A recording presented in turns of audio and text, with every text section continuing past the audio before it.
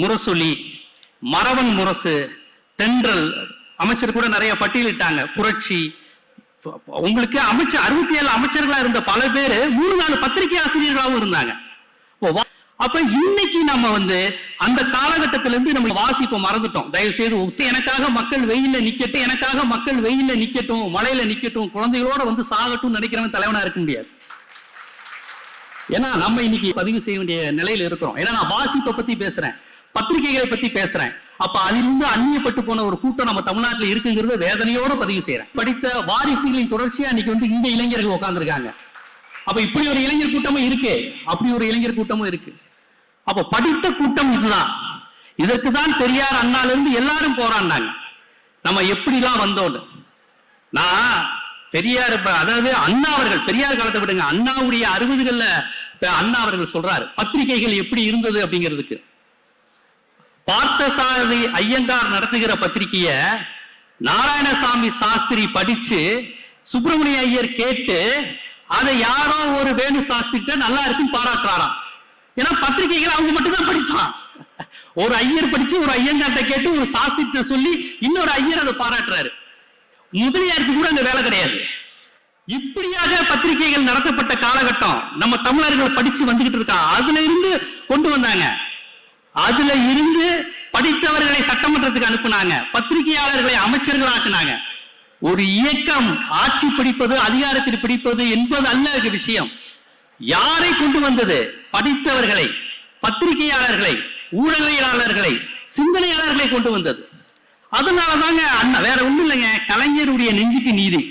இன்னைக்கு எழுதி வச்சுக்கோங்க, கலைஞருடைய நெஞ்சுக்கு நீதி, அண்ணா தம்பிக்கு எழுதிய கடிதங்கள். இதை நீங்க படிச்சீங்கன்னா national politics, international politics, Jio politics எல்லாமே தெரிஞ்சுக்கலாம். உண்மை, நான் சொல்றது துணியும் உண்மை. கலைஞர் என்ன தெரியுமா எழுதுவாரு? தம்பி, நான் காட்பாடி ரயில்வே ஸ்டேஷன் நின்று கொண்டிருக்கிறேன். ஆம், அதில் ஏதோ ஒரு பத்திரிகை செய்தி படித்தேன். அங்கே மாதவ் சிங்கின் நடைபயணம் சீனாவில் வெற்றி பெற்று விட்டதாம் தம்பி. அதே போல் இந்த எமர்ஜென்சி அடக்குமுறையும் தம்பி நீ எதிர்கொள்வாய். வார்த்தையில பாருங்க, மாவோவுடைய நடைபயணத்தை மேற்கோள் காட்டி காட்பாடி ரயில்வே ஸ்டேஷன்ல இருந்து அவர் எழுதுறாரு. அவர் அதிகமா தொடர்வண்டி பயணம் மேற்கொள்வார் கலைஞர். அவர் அப்ப அங்க உட்கார்ந்துட்டு அதை பார்த்தோன்னே அவர் சொல்றாரு, மாவோ நடைபயணம் அங்க வெற்றி பெற்று விட்டது, நில உடைமை மனநிலைக்கு எதிரான ஒரு வெற்றி, அதே போல இங்க திராவிட பாட்டாளி வர்க்கம் வெற்றி பெறும் எழுதுறாரு. நெஞ்சுக்கு நீதி நீங்க படிச்சீங்கன்னா உங்களுக்கு பிடல் காஸ்ட்ரோ வருவாரு, சேக்குவாரே வருவாரு, நம்ம பாலஸ்தீனா அரசியல் இன்னைக்கு பேசுற காசா இஸ்ரேல் அரசியல் எழுதியிருப்பாரு நெஞ்சுக்கு நீதியில, யாசர் அரபாத் எழுதியிருப்பாரு. அவர் தமிழ்நாடு, தமிழ் ஈழம் பேசும் போதெல்லாம் உங்களுக்கு பிற தேசிய நாடுகள் விடுதலையோடு ஒப்பிட்டு எழுதுவாரு, நம்ம தமிழீழ விடுதலை.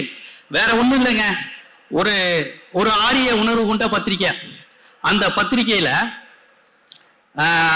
ஈழ பிரச்சனை நடக்கும்போது கலைஞரை விமர்சனம் பண்ணி எழுதுறாங்க. ஈழ பிரச்சனையில் கலைஞர் எதிராக செயல்படுகிறார். அந்த பத்திரிகையில ஒரு கார்ட்டூனோ ஏதோ விமர்சனம் வருது. இது குறித்து கலைஞர்கிட்ட கேள்வி கேட்கும் போது அவர் சொன்னது, அந்த விமர்சனத்தை மறுக்கல, எதிர்க்கல. அவர் சொன்னது என்ன தெரியுமா? 1938 எங்கள் தலைவர் பெரியார் தனித்தமிழ்நாடு என்று கேட்டு இந்தி ஒழிக என்று பேசிய போது, எலி வலையானாலும் தனி வலை வேண்டும் என்று எங்களுடைய தனிநாடு கோரிக்கையை, திராவிட நாடு கோரிக்கையை கொச்சைப்படுத்திய அந்த ஆரிய பார்ப்பன பத்திரிகை இன்று என்னை விமர்சித்தாலும் எங்கள் தனிநாடு கோரிக்கையை ஆதரித்து அல்லவா எழுதியிருக்கிறார்கள். கலைஞர் சொன்னது, நம்மளாம் ஆதாரம், கலைஞர் சொன்ன வார்த்தை. ஆமையா, ஈழ பிரச்சனை விமர்சிக்கிற யாரு? நீயா?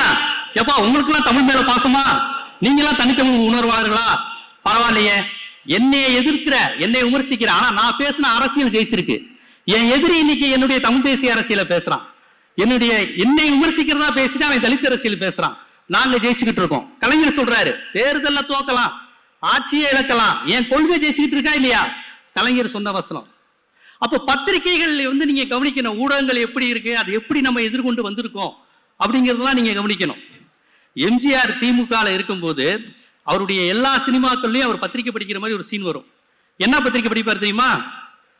முரசொலி. எம்ஜிஆர் ஒரு சீன் சும்மா சம்மந்தமே இல்லாம யாரோ ஜெயலலிதாவோ சரோஜாவோ காப்பி கொடுக்குற மாதிரி சீன் ஒரு பத்திரிகை படிச்சுட்டு இருப்பாரு. முரசொலி தான் படிச்சுட்டு இருப்பாரு. ஒரே ஒரு படத்துல மட்டும் சங்கே முழங்குன்னு நினைக்கிறேன், முரசொலி இல்ல, தினத்தந்தி படிச்சுட்டு இருந்தாரு. இத்தனைக்கும் எம்ஜிஆருக்கும் தினத்தந்திக்கும் ஆகாது. அப்ப வேற மாதிரி பிரச்சனை ஓடிக்கிட்டு இருந்தது. ஏன்னா எம்ஜிஆர் தினத்தந்தி படிக்கிற மாதிரி சீன் வருதே நான் பார்த்தேன். பார்த்தா திமுக அதிக இடங்களில் வெற்றி தலைப்பு செய்தி தினத்தந்தியில. எம்ஜிஆர் படிச்சுட்டே வர்றாரு ஏர்போர்ட்ல.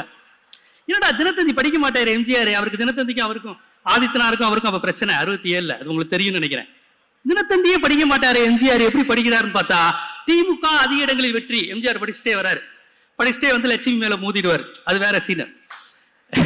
நான் ஏன் சொல்றேன்னா, எப்படியெல்லாம் நம்மளுடைய கொள்கைகளை இந்த ஊடகங்கள் மூலமாக பரப்ப முடியுமான்னு உங்க பிரச்சாரம் செஞ்சிருக்காங்க. உங்களுக்கு மேகலா பிக்சர்ஸ் தெரியும் நினைக்கிறேன், முரசொலிமாறன் எடுத்த படம் எங்கள் தங்கம்னு ஒரு படம்.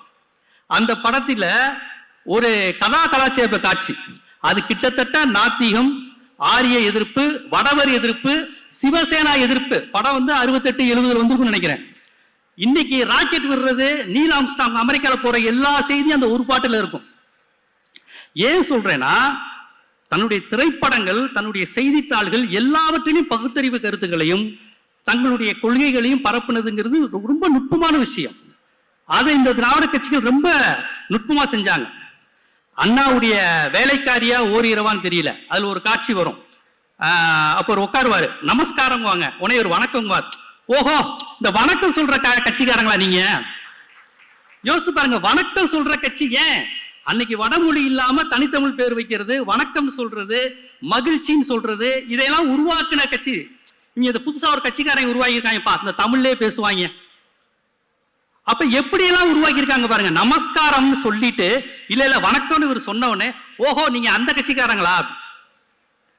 இப்படியாக பத்திரிகைகளில் ஊடகங்களில் திராவிட இயக்கம் வந்து கருத்துக்களை பயந்து இன்னைக்கு நமக்கு இதெல்லாம் ரொம்ப சர்வசாதாரணமா இருக்கும்.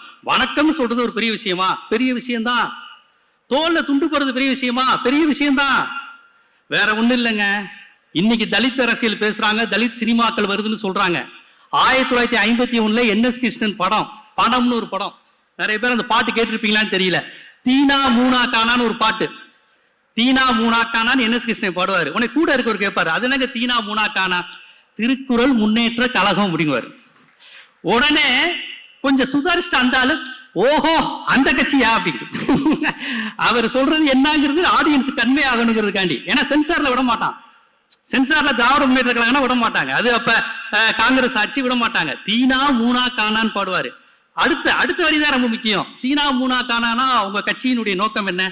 கல்லரோடு பறையரும் மரவரோடு பல்லரும் ஒன்னு சேரணுங்கிறது தான் எங்களுடைய நோக்கம். 1950 2025 தலித் அரசியல், தலித் சினிமா பேசுறாங்க, அது பெரிய விஷயமா பேசுறாங்க, அது மகிழ்ச்சி, வாழ்த்துக்கள். 1950 திமுக படம் எடுத்திருக்கிறது, கல்லரோடு பறையரும் பல்லரோடு மரவரும் ஒன்னு சேரணும் அப்படின்னு அன்னைக்கே ஓப்பனா படம் எடுத்த படம். அப்புறம் கலைஞரோட வசனத்துல 80களின் இறுதியில நடிகர் கார்த்திக் நடிச்ச படம்லாம் வந்தது, அதெல்லாம் கூட 88 89. நான் சொல்றது 1950. அப்ப எப்படியெல்லாம் இந்த இயக்கம் வந்து தன்னுடைய கொள்கையை, சமூக நீதி கொள்கையை, சாதி ஒழிப்பை, ஆண் பெண் விடுதலையை இவங்க பேசியிருக்காங்கிறது ரொம்ப முக்கியம். NS கிருஷ்ணனா இருக்கட்டும், பாரதிதாசனா இருக்கட்டும், பாரதிதாசனுடைய கவிதைகளை மட்டும் பார்த்துருவோம், கட்டுரைகள் நீங்க படிச்சீங்கன்னா தான் ரொம்ப வீரியமானு தெரியும். அவருடைய கவிதைகளை கூட கொஞ்சம் அந்த பெண்கள் வீட்டு வேலை செய்யணும் இந்த மாதிரிலாம் இருக்கும். அதே போல பாரதியாரோட பாடல்களை மட்டும் பார்ப்போம், கட்டுரைகள் படிச்சீங்கன்னு வச்சுக்கோங்க மிரண்டுருவீங்க. பாரதியாருடைய கட்டுரைகள்லாம் படிச்சீங்கன்னா விஜயபாரதம் படிச்ச மாதிரியே இருக்கும். அப்படியே கிறிஸ்தவ மதத்துக்கு மாறக்கூடாது, முஸ்லீம்களால் நாடுன்னு பயங்கரமான விமர்சனங்கள் வரும். ஆனா நம்ம ஆட்கள் பாரதியார் அப்படியே புகழ்ந்து தள்ளுறது. அதான் சொல்றேனே, படிக்கிறதே இல்லைன்னு. பாரதிதாசனை படிக்கிறதே கிடையாது. எதற்கெடுத்தாலும் பாரதியார், பெண் விடுதலை, சாதி ஒழிப்பு எல்லாமே பாரதியார் தான். ஆனா பாரதிதாசனை பேசுறதே கிடையாது.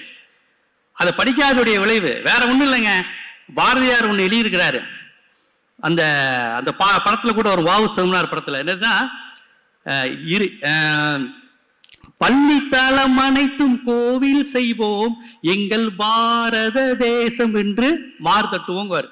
சிவாஜி கணேசன் பாடிடுவார் அந்த பாட்டை. பள்ளித்தலம் அனைத்தும் கோவில் செய்வோம், இதுக்கு என்ன அர்த்தம்? நான் பலர்கிட்ட கேட்டுட்டேன். பள்ளினா சமண பள்ளியா, பௌத்த பள்ளியா, இல்ல பள்ளிவாசலா, முஸ்லிம்களுடைய பள்ளிவாசலா? இந்த பள்ளித்தலம் அனைத்தும் கோவில் செய்வோங்கிறது யாரோட அஜெண்டா? இல்ல அதெல்லாம் சொல்லல, ஸ்கூல்ல சொல்லியிருக்காருன்னா இருக்கிற ஸ்கூலெல்லாம் கோவிலா மாத்த சொல்றாரா? இதுக்கு அர்த்தம் நான் கேட்கிறேன். நான் வெறுமனே பாரதியாரை விமர்சிக்கல.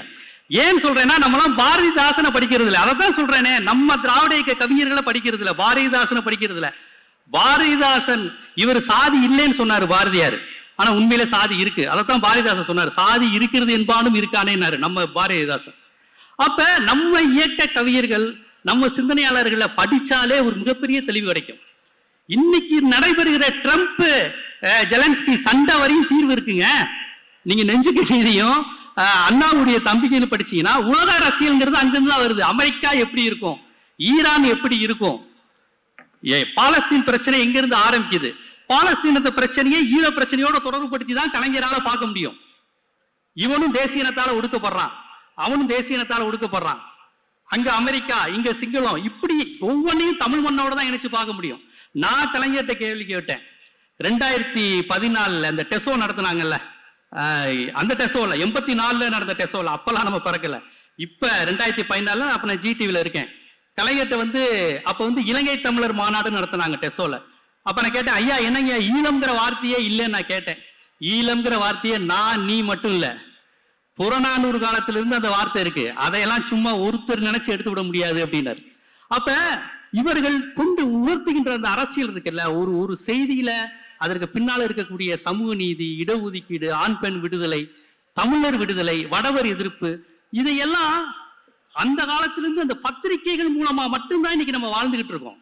இன்னைக்கு நம்ம அதை மறந்துட்டோம், அவங்களுடைய தோல் மேல ஏறி நிக்கிறோம். அது முழுக்க இந்த பத்திரிகைகள் உருவாக்குனது, இவர்கள் உருவாக்கின எழுதின கட்டுரைகள் தான், வேற எதுவுமே கிடையாது.